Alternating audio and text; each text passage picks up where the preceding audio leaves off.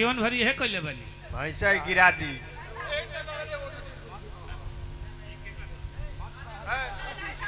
बैठा तू कहबा बाउर हो जाई बैठा बैठा।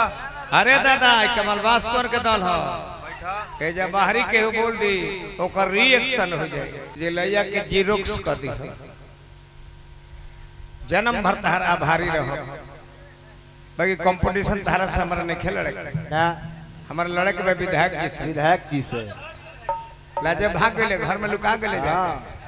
लगल है जति बात करे जानले हैं जे कमल भास्कर वही बिना खोबल छोड़ी ना विधायक जी हमर भाग गए अब बतावा हमर संगहतिया हो के आई कौन संगहतिया है जे संग ही रह के घात कर हमरा के चाहत रहे जे बहरी के बछरू से आए भैंसा के मरवाई के गांव ले खेदवा दी भैंसा गिरा दी हम कुछ बोल सकत नहीं केहू के कैसे कि मुन्ना बाबा हमारे मित्र हैं जन्म के साथी हैं लंगोटिया हम गौले बानी बजौले बानी उझालो हमारे संग बजौले बड़े हम नचले बानी हमारे संग नचलो बड़े बाकी दोनों आदमी एक एगो पब्लिक के चुनल पद पर बानी जा आज विधायक बड़े हम जिला पंचायत बने वो आज बिहार बोर्ड में बैठे ले हम जिला बोर्ड में बैठे ले अंतर यह बा जो टिकट पर लड़े ले हम बिना टिकट वाले आई ना और एक रेड उतर जाता मुलायम होला कजरी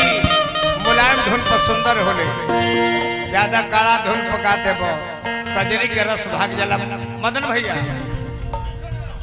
सखी रे सामने भगवा में बुनी पर बड़ना बलम घरे हो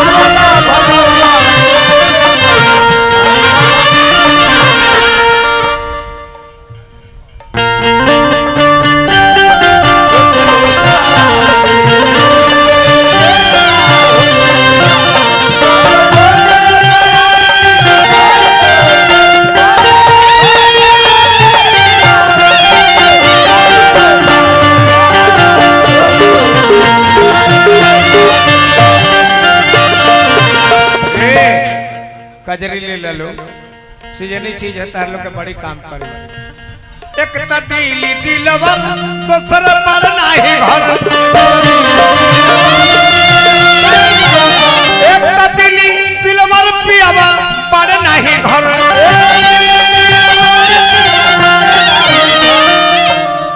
बारे ना सखी रे चूल्ही में सखीरे चूल्ही में चैली यस जवानी जरे बड़ना बलो घर हो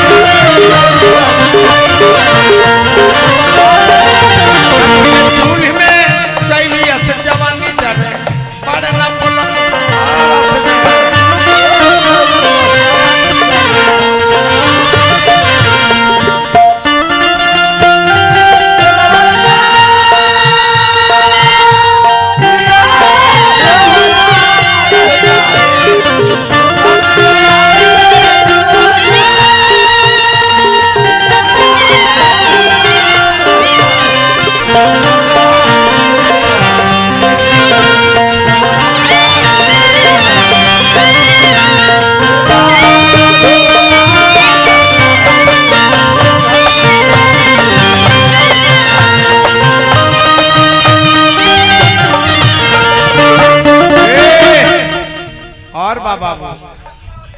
एक तचुएले चुवती यावोरियानी एने चढ़ल बे जवानी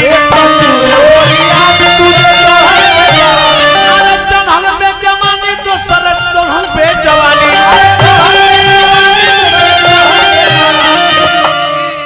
चुवती यावोरियानी दूसरे चढ़ल बा जवानी दूसरे देवरा दलन में जो बनवा धरे बड़े न बलम घरे हो दूसरे देवरा दलन में जो बनवा धरे बड़े ना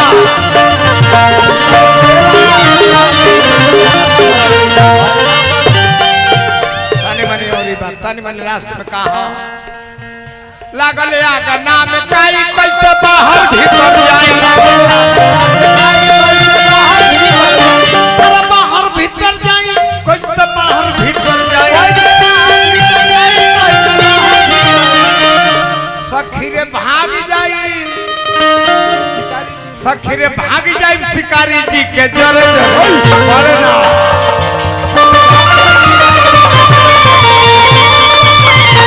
भाग जाई शिकारी जी के